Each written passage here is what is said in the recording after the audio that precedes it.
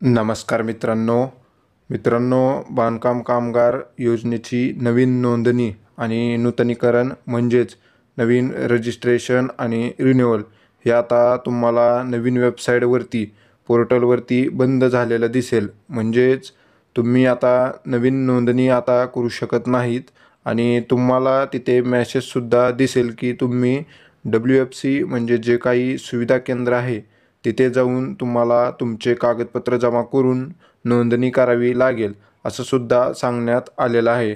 आता यामध्ये नवीन नोंदणी कशी होणार आहे, यामध्ये कोणकोणते कागदपत्र लागतील तर आपण या व्हिडिओमध्ये बघणार आहोत. बांधकाम कामगार याच्या वेबसाईटवरती आल्यानंतर तुम्ही इथे पाहू शकतात वर्कर कन्स्ट्रक्शन रजिस्ट्रेशन आणि रिन्युअल हे आता बंद करण्यात आलेलं आहे. कारण इथे तुम्ही इथे बघू शकतात, इथे नोटीस लागलेली आहे. नव्याने नोंदणी नूतनीकरण अर्ज संगणक प्रणालीवर सादर करण्याकरिता संबंधित बांधकाम कामगारांनी आपल्या मूळ कागदपत्रासह नजीकच्या तालुका कामगार सुविधा केंद्रात उपस्थित राहावे. तर आता कामगार केंद्र सुविधा केंद्र आता स्थापन करण्यात आलेले आहेत. तर ते प्रत्येक तालुक्यात हे केंद्र उभारण्यात आले आहेत. तर ते कोणत्या पत्त्यावर आहेत ते बघण्यासाठी इथे कॉन्टॅक्ट अस या ऑप्शन इथे तुम्हाला दिसेल, त्यावरती तुम्हाला क्लिक करायचं आहे. कॉन्टॅक्ट असमध्ये आल्यानंतर तुम्हाला इथे खाली यायचं आणि इथे तुम्ही बघू शकतात 350 taluka worker facilitation centre address and incharge contact details. त्यानंतर तुम्हाला इथे खाली डाउनलोड बटनावरती क्लिक करून ही यादी डाउनलोड करून घ्यायची आहे.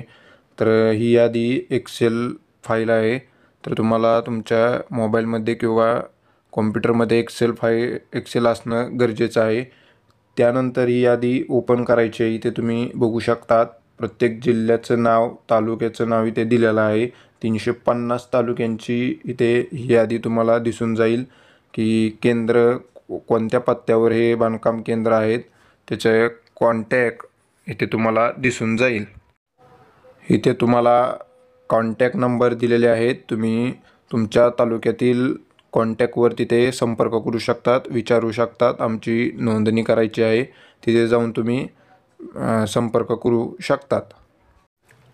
अशा पद्धतीने तुम्ही तुमची नोंदणी तिथे जाऊन तुम्ही करून घ्यायची.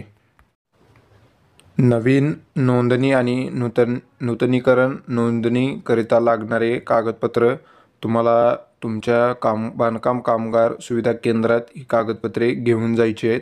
तर नवीन नोंदणीसाठी लागणारे कागदपत्रे इथे तुम्ही बघू शकतात.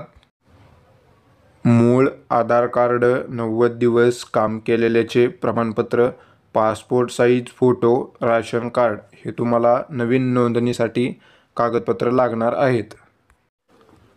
त्यानंतर नूतनीकरण नोंदणीसाठी लागणारे कागदपत्र म्हणजे रिन्युअल करण्यासाठी लागणारे कागदपत्र, मूळ आधार कार्ड, 90 दिवस काम केल्याचे प्रमाणपत्र, पासपोर्ट साईज फोटो अशा प्रकारचे कागदपत्र तुम्हाला लागणार आहेत. हे कागदपत्र तुम्ही बांधकाम कामगार सुविधा केंद्रामध्ये जाताना घेऊन जायचे आहेत. अजून काही माहिती हवी असेल तर तुम्हाला त्या PDF कॉन्टॅक्ट नंबर सुविधा केंद्राचे दिलेले आहेत. तुमच्या तालुक्यातील कॉन्टॅक्टवर तुम्ही संपर्क करून काय माहिती असेल तर त्यांना विचारू शकतात. जय हिंद, जय महाराष्ट्र.